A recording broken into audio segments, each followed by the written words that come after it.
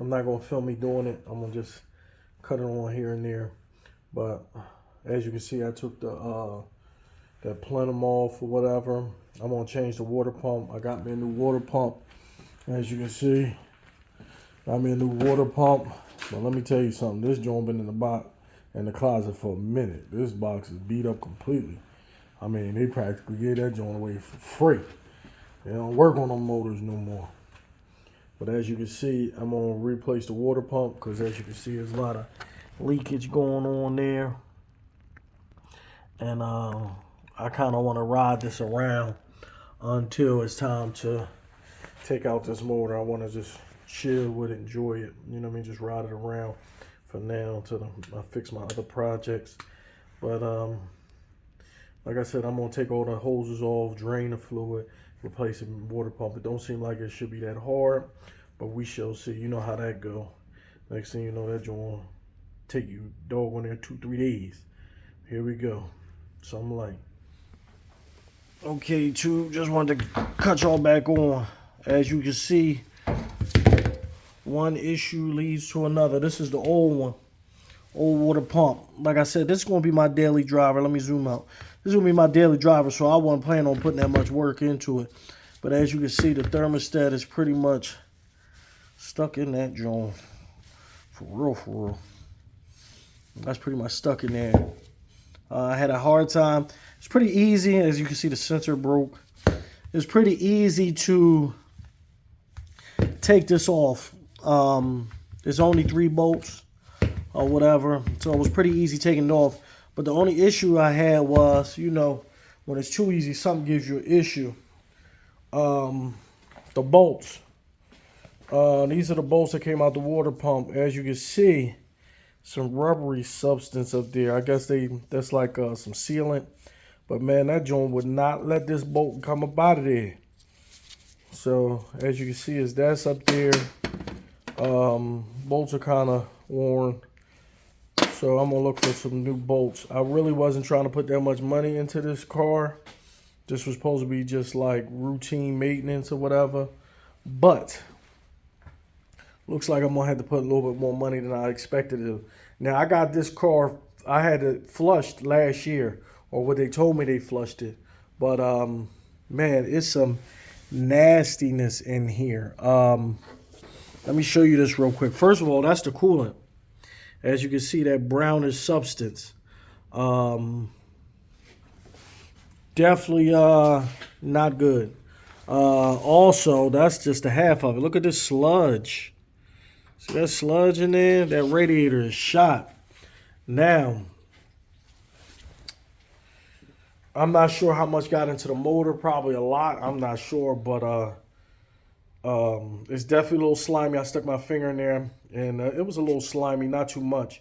But I guess my issue is what to do now. Do I just replace the water pump, flush the coolant out the radiator, or get a new radiator? I gotta do some research to see how it will come up with this brown substance like this. I'm not sure. It's not really thick. I don't know. I don't really want to touch it. It's not really thick, but as you can see, it's a brown substance, man. I know Dex Cool is like an orangey substance, but I'm pretty sure it's not supposed to be like this milky. I mean, it is thick. Look at this. Look at this. I mean, it's thick. So to tell me what I should do, should I just get a new radiator and flush the motor? However you would do that, I'm not sure. But I'm at a stopping point right now because I still gotta get some bolts. I gotta get the thermostat. I gotta get the temperature sensor. I gotta get that and the bolts. And I might freaking break down and buy a new radiator. I'm not sure. Y'all too. Weigh in. Let me know what you think. Like I said, this is my daily drive. This is gonna be my daily. The performance parts I put on it right now, that's for the future. Later on down the road, I just wanted to drive this and enjoy it for a little bit before I dismantle it and accumulate the parts. But this is where we have it. Again, when I first the car runs fine. There's nothing wrong with the car. It runs fine, drives fine, starts up at a drop of a dime, everything. But as you can see, the coolant is nasty, man. So I'm pretty sure all that sludge is inside the motor, and it looked like it maybe been leaking for a while. But let me know too. What should I do? What y'all think? What y'all think? I'm gonna go ahead and just do some research on it, see what they say, see if I can just flush the system, or should I just get a whole new radiator and put all new fresh coolant in there. Hopefully it won't mix, or if it mixes, it'll just be a little bit. Let me know too. Something like that's. I think this is all I'm gonna do for the day. And I'll cut y'all back on, man. I had to cut y'all back on. As you can see, I got the water pump installed. It was a lot easier than I thought it was gonna be. Sometimes you just psych yourself out of the situation. But as you can see, I got that joint in. Easy peasy. You know what I mean? Brand new water pump. There was a lot of slush and grime in that joint. So what I did was I went ahead and flushed out the radiator. Got all that stuff out of there. I wanted to see how I could flush out the engine. But that seemed like it's a little bit more work. So what I'm going to do is, now since I did this, you know, one thing leads to another. Since I felt like, since I was already in here doing a water pump, I might as well just go ahead and flush out the radiator. So I just went ahead and did that. Now, a little bit of water got into the transmission line, just a little bit. It was just like a small amount. I'm kind of worried about that. You know what I figured out, man? I ain't even shoot a freaking outro to this to show you the work. Well, as you can see, the water pump is definitely in. And no more leaks nowhere. As you can see, no more leaks. You know what I mean? She's still dirty under there, but as you can see, there's no more leaks. I'm not getting them fume smell coming from underneath the hood. I cleaned up the exhaust gaskets and everything else, so they look pretty clean, as you can see.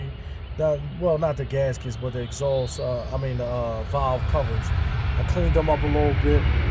So she running good, man. I've been driving her for a couple days now. I went and got everything aligned.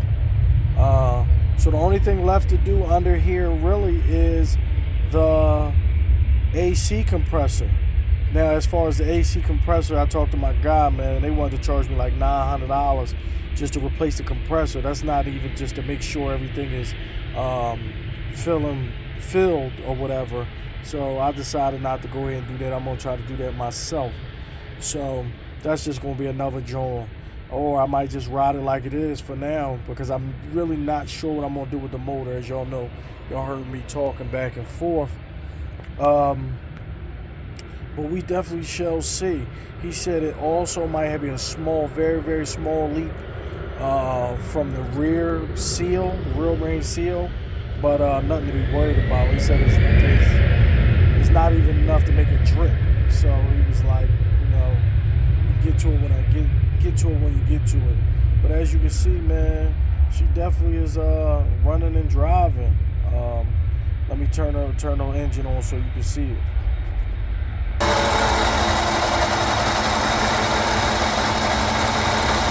Yeah, we in there. We definitely in there. Definitely in there. Now, I was under the impression that was the alternator. As you can see, I also replaced the alternator on it.